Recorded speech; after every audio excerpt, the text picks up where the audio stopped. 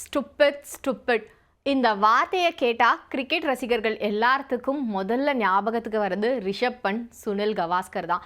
ஏன்னா கிரிக்கெட் உலகில் ஒரு கமெண்டேட்டர் வீரரை பார்த்து இப்படி ஒரு வார்த்தையை சொல்லுவாரா அப்படின்னு எல்லாரையுமே ஆச்சரியத்துக்கும் அதிர்ச்சிக்கும் உள்ளாக்கின ஒரு சம்பவமாக இந்த ஸ்டூபிட் அப்படிங்கிற வார்த்தை அமைஞ்சிருந்தது.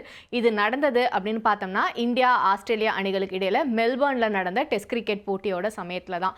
நமக்கு எல்லாருக்குமே தோணுல, நம்மளை யாராவது இப்படி சொன்னாலே எவ்வளோ ஹர்ட்டிங்காக இருக்கும். அப்போ ரிஷப் பண்டோட மனநிலைமை அப்போ எப்படி இருந்திருக்கும் அப்படிங்கிறது எல்லாருக்குமே நிச்சயமாக தோணியிருக்கும். ஆனால் அதை பற்றி எங்கேயுமே பொதுவெளியில் ரிஷப் பண்ட் பேசினது கிடையாது. ஆனால் அந்த டெஸ்ட் சீரீஸ் முடிஞ்சதுக்கு அப்புறமா அவருக்கு ஒரு சாம்பியன்ஸ் ட்ராஃபி நடக்குது, அங்கே விளையாடுறதுக்கான வாய்ப்பு அப்படிங்கிறது கிடைக்கல. அதுக்கப்புறமா ஒரு ஐபிஎல் தொடர் நடக்குது, அதுக்கான ஒரு விளம்பரம் எடுக்கப்படும் போது இதை ஒரு காமெடியாக வச்சே விளம்பரம் உருவாக்கப்பட்டிருந்தது. அந்த விளம்பரத்தில் ரிஷப் பண்டும் சுனில் கவாஸ்கரும் சேர்ந்து நடிச்சிருந்தாங்க. அதை பார்க்கும்போது ஓகே, இதை அவர் ஒரு எளிமையாக கடந்து போயிட்டாரோ அப்படின்னு தோணுச்சு. ஆனால் இப்போ தான் உண்மையில் அந்த சமயத்தில் ரிஷப் பண்ட் என்ன விஷயங்கள் எல்லாம் கோத்ரூ பண்ணாங்க அப்படின்னு அவரோட பயிற்சியாளர்களில் ஒருத்தர் சொல்லியிருக்காரு. அவர் சொன்ன விஷயம் என்ன அப்படின்னா, இந்த ஸ்டூபிட் சம்பவத்துக்கு அப்புறமா ரிஷப் பண்ட் மனதளவில் ரொம்பவே பாதிக்கப்பட்டிருந்தாரு. அவர் தன்னை டிஸ்ட்ராக்ட் பண்ணுற எல்லா விஷயங்களில் இருந்தும் ஒதுங்கி இருக்கணும்னு முடிவு பண்ணார். உதாரணத்துக்கு சொல்லணும் அப்படின்னா அவரோட வாட்ஸ்அப்பை ஃபோன்லேருந்து அன்இன்ஸ்டால் பண்ணிட்டாரு. சொல்லப்போனால் ஃபோனையே ஸ்விட்ச் ஆஃப் பண்ணி வச்சுட்டாரு. யாருமே ஃபோன் பண்ணி அவர்கிட்ட பேசுகிறத அவர் விரும்பலை.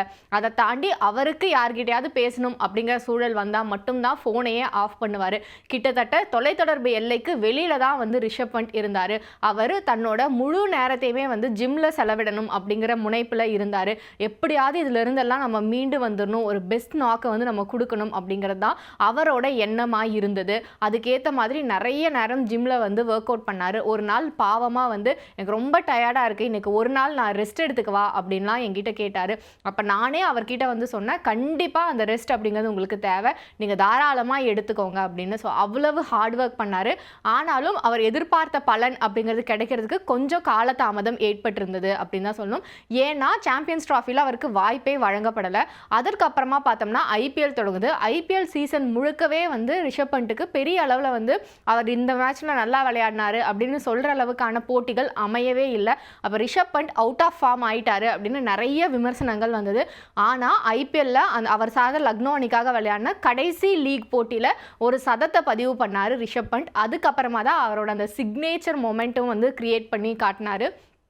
அங்கேருந்து கட் பண்ணால் இப்போ இங்கிலாந்துக்கு எதிரான டெஸ்ட் சீரீஸ், இதில் முதல் போட்டியில் 2 இன்னிங்ஸ்லேயுமே அவர் சதம் விளாசி இருக்காரு. இதன் மூலமாக அவர் பயிற்சியாளர் சொன்ன ஒரு விஷயம் என்ன அப்படின்னு பார்த்தோம்னா, ஒரு விஷயத்தினால நம்ம பாதிக்கப்படுறோம்னா அதிலிருந்து நம்ம விலகி அதை எப்படி சரிப்படுத்திக்கணுமோ அதற்கான முயற்சியில் நம்ம ஈடுபட்டால் அதற்கான பலன் தாமதமாக கிடைச்சாலும் நிச்சயமாக கிடைக்கும் அப்படிங்கிறதுக்கு இந்த ரிஷப் பண்டோட அந்த ஸ்டூபிட் மொமெண்ட்டும் அதற்கு பின்னாடி அவர் வாழ்க்கையில் அவர் செஞ்ச விஷயங்களும் ஒரு மிகச்சிறந்த உதாரணமாக அமைஞ்சிருக்குன்னு சொல்லியிருக்காரு.